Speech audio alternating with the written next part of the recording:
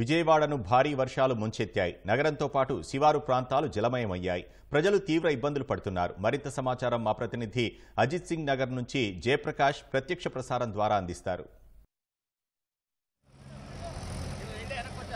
వినోద్, ప్రస్తుతం మనం సింగ్ నగర్ దగ్గర ఉన్నాము. ఒకసారి మనం పరిస్థితి చూసుకోవచ్చు.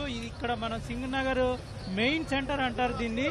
ఈ ఫ్లైఓవర్ ఇక్కడ మనకి అల్లంత దూరాన కనబడుతుంది. అది ఫ్లైఓవర్ దిగువ భాగం నుంచి మనం ఇందాక చూసినట్టు సగం నుంచే పూర్తి స్థాయిలో చుట్టుపక్కల ఉన్నటువంటి కాలనీలు దాదాపు నీట మునిగాయి. ఇవన్నీ మనం చూసుకోవచ్చు.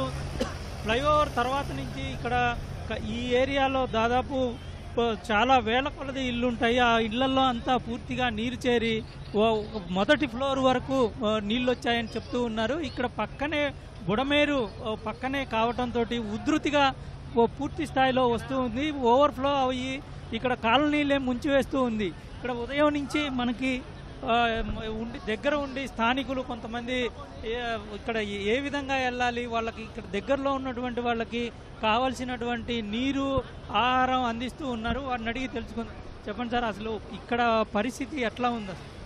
ఫస్ట్ ఆఫ్ ఆల్ ఈటీవీ సిబ్బందికి కృతజ్ఞతలండి. ఇది ఇక్కడ ఉదయం 7 గంటల నుంచి స్టార్ట్ అయింది వాటర్ ఫ్లో. నా పేరు చారి, ఇందిరానాయక్ నగర్, సింగనగర్. గత 20 సంవత్సరాలుగా నేను ఇదే ఏరియాలో ఉండడం జరుగుతుంది. అనుకున్న ప్రతి వచ్చి పడినట్లుగా ఉదయం 7 గంటలకి వాటర్ ఫ్లో పెరిగిపోతూ వచ్చింది. ఇక్కడ స్థానికంగా ఉన్న వాళ్ళు చాలా ఇబ్బందులు పడుతూ ఉన్నారు. వాళ్ళకి వాటర్ కానీ లేక ఆహారం కానీ చాలా ఇబ్బందులు పడుతున్న సందర్భంలో ఇక్కడ దగ్గర ఉన్నటువంటి డిప్యూటీ మేయర్ గారు అవుతు శైలజారెడ్డి గారు వాళ్ళ సహకారాలు ఇచ్చారు. మేము కూడా స్థానికంగా ఇక్కడ ఎంతో కాలం మొత్తం ఉన్నాం కాబట్టి మా వంతు సహాయంగా మేము కూడా వీళ్ళకి సర్వీస్ చేయడం జరుగుతుంది. ఈ ప్రాంతాన్ని ఇంతకు ముందు అయితే 2009లో వైఎస్ రాజశేఖర రెడ్డి గారు సీఎంగా ఉన్నప్పుడు ఇలాంటి ఉత్పత్తి వచ్చిందండి. ఆ తర్వాత వాళ్ళు ఎప్పుడు రాలేదు. అనుకోకుండా ఈరోజు ఉదయం 7 గంటలకి స్టార్ట్ అయింది. ఈ ఏరియా మొత్తం కూడా మునిగిపోవడం జరిగిందండి. ఇక్కడ ఇబ్బంది పడుతున్నారు ప్రజలందరూ.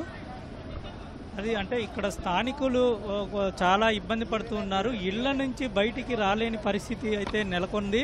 ఒకవైపు సిబ్బంది, మరోవైపు ఎన్డీఆర్ఎఫ్, పోలీసులు, రెవెన్యూ శాఖ అధికారులు, మున్సిపల్ అధికారులు, ఇలా పలు విభాగాల అధికారులు దగ్గర ఉండి మొత్తం చూసుకుంటూ ఉన్నారు. ఇక్కడ ఎన్డీఆర్ఎఫ్ సిబ్బంది ప్రత్యేకంగా మనం చూసుకున్నట్లయితే ఇక్కడ ఉన్నటువంటి మొదట మాబ్ని ఇక్కడ కావాల్సినటువంటి సౌకర్యాలని లోపలికి పంపించడము, వాళ్ళకి కావాల్సినవి అందించడానికి ప్రత్యేకంగా ఇక్కడ మనం చూసుకున్నట్లయితే వాళ్ళు పడవల ద్వారా లోనికి వచ్చి చేశారు. ఆ తర్వాత ట్రాక్టర్లతోటి పూర్తి స్థాయిలో జనాల్ని లోన నుంచి బయటికి వచ్చేందుకు జనాలకి కేవలం 2 పడవలు ఉంటే పూర్తిగా సరిపోని పరిస్థితి ఉంది కాబట్టి ట్రాక్టర్లను పంపించి ఒకవైపు ఇలా మంచినీళ్ళు ప్యాకెట్లు లోపల ఉన్న వాళ్ళకి ఇవ్వటంతో పాటుగా అక్కడి నుంచి బయటికి ఎవరైతే వస్తారో వాళ్ళని రప్పించడానికి ఈ ట్రాక్టర్లలో వస్తూ ఉన్నాయి. ఎందుకంటే కార్లు కానీ మిగతా వెహికల్స్ అన్నీ దాదాపు మునిగిపోయే పరిస్థితికి వస్తాయి. ట్రాక్టర్లు కొంచెం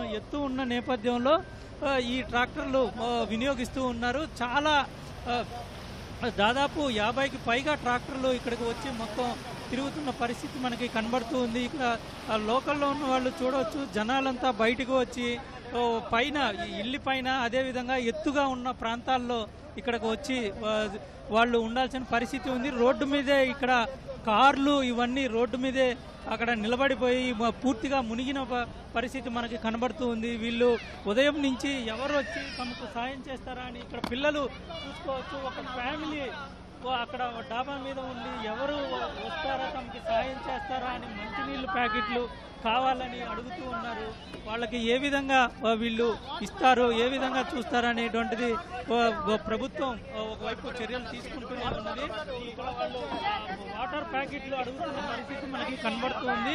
ఇప్పుడు మనం ఉన్నటువంటి వాహనంలోనే నీళ్లు ప్యాకెట్లతోటి ఉన్నాము. ఈ పక్కన ఇక్కడ మనం చూడవచ్చు, వాళ్ళకి నీళ్లు ప్యాకెట్లు ఇస్తే ఇక్కడ స్థానికంగా ఉండే వాళ్ళు తీసుకొని ఆ ప్యాకెట్లలో నుంచే వాళ్ళకి ఇస్తూ ఉన్నారు. మరొక వైపు అసలు ఎందుకు ఈ విధంగా వచ్చిందనే దాని మీద మరొక వైపు అధికారులు అధ్యయనం చేస్తూ ఉన్నారు. దీన్ని ఆ ఓవర్ఫ్లోని ఏం చేయాలి, ఎట్లా మనం సహాయం చేయాలని చూసుకోవాలి. మరొక వైపు ఇక్కడ కొన్ని కళ్యాణ మండపాల్లో పక్కనే ఉన్నటువంటి అక్కడ వాళ్ళకి కావాల్సినటువంటి ఏర్పాట్లు చేయటంతో పాటుగా మరొక వైపు వాళ్ళని బయటికి తీసుకువచ్చి బయట ఏర్పాటు చేసినటువంటి పునరావాస కేంద్రాల్లో కూడా వాళ్ళకి చేస్తూ ఉన్నారు.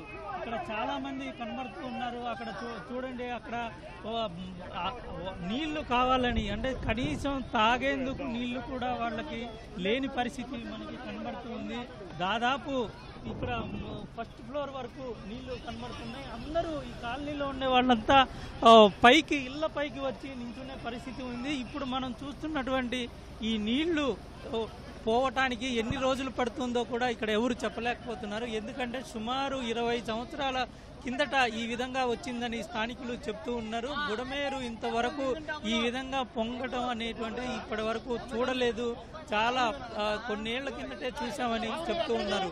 మరొక వైపు ఇక్కడ బయటికి వచ్చేందుకు మనం కళ్ళ ముందు కనబడుతున్నాం. బయటికి వచ్చేందుకు వాళ్ళ బట్టలు, అదేవిధంగా వాళ్ళకి కావాల్సినటువంటి దుస్తులతో పాటు వాళ్ళకి కావాల్సినటువంటి వస్తువుల్ని తీసుకొని బయటకు వస్తూ ఉన్నారు. వాళ్ళంతా వేరే రాష్ట్రాల నుంచి ఇక్కడ ఉపాధి కోసం వచ్చిన వాళ్ళుగా మనకి స్పష్టంగా అర్థమవుతూ ఉంది. ఇక్కడ లోపలికి ఈ ట్రాక్టర్ల ద్వారా లోపలికి వెళ్ళి వాళ్ళకి కావాల్సినవి ఇచ్చి అక్కడ నుంచి కొంతమంది ఎక్కితే వాళ్ళని ఈ వాహనంలోనే తీసుకొని వచ్చి మళ్ళీ బయట దించే ప్రయత్నం అయితే పోలీసులు, అధికార యంత్రాంగం చేస్తూ ఉంది. ఇది దాదాపు ఒక 5-6 కిలోమీటర్ల మేర ఇక్కడ మనకి ఇదంతా మునిగిపోయింది.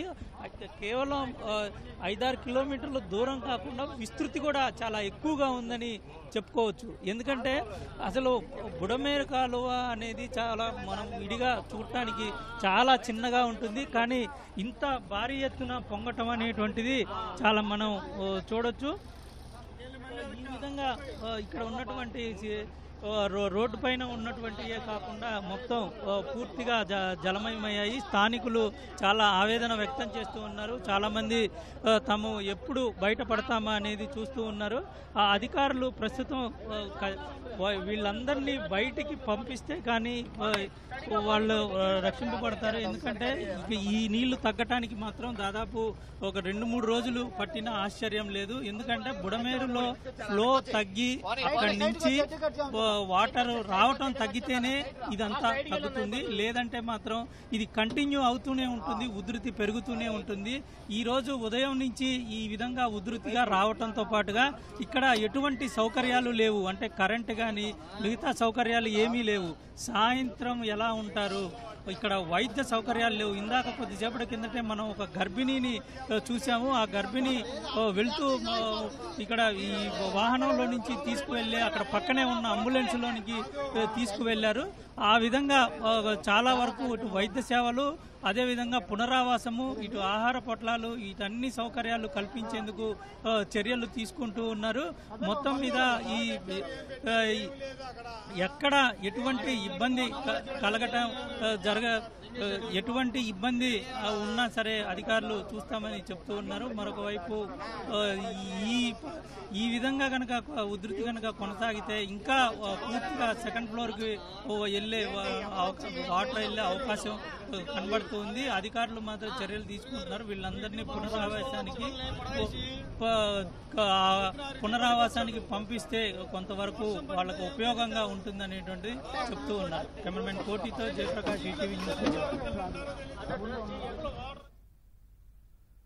ధన్యవాదాలు జయప్రకాష్.